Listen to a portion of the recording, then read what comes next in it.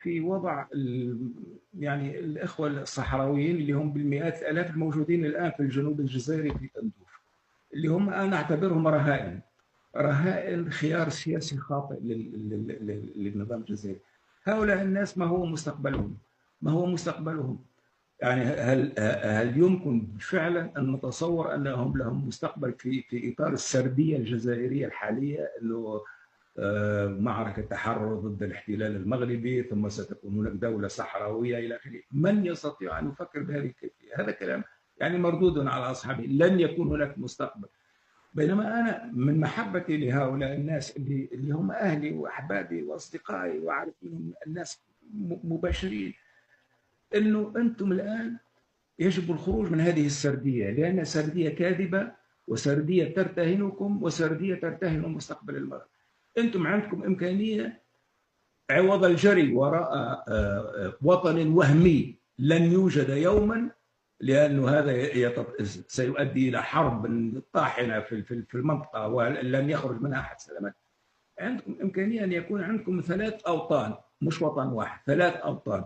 الوطن الاول هو يعني الحكم الذاتي داخل الوطن المغربي. الوطن الثاني هو الوطن المغربي اللي يمكنكم انكم تمشوا من طنطان الى طنجه وتتمتعوا.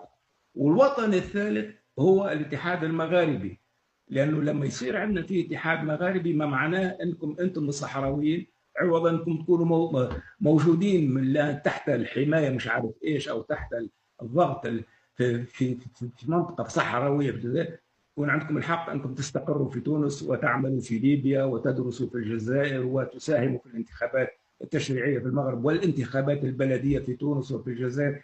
يعني سيكون لكم وطن مفتوح، وسيكون لكم جواز سفر مغاربي اللي سيمكنكم ان تكونوا جزء من امه ب 100 مليون نسمه وتحترمون في كل.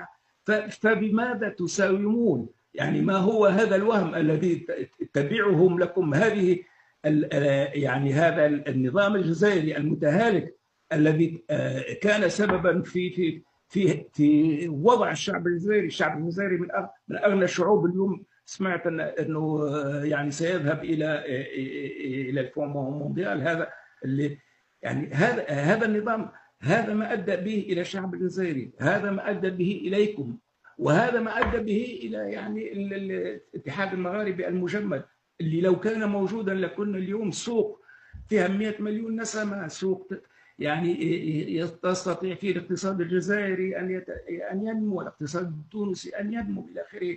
حيث بالعكس انا لا اتمنى شيء الا قدر انه يعني نخرج من هذه المفارقه اللي هي حقيقه احدى الجرائم التي يتحمل النظام الجزائري القديم مسؤوليتها. يعني هذا النظام الجزائري اجرم في حق الشعب الجزائري، والدليل على ذلك ثورتكم عليه، في حق الاتحاد المغاربي، وفي حق هؤلاء المساكين اللي هم مرتهنين اكثر من 30 40 سنه في الظروف الصعبه.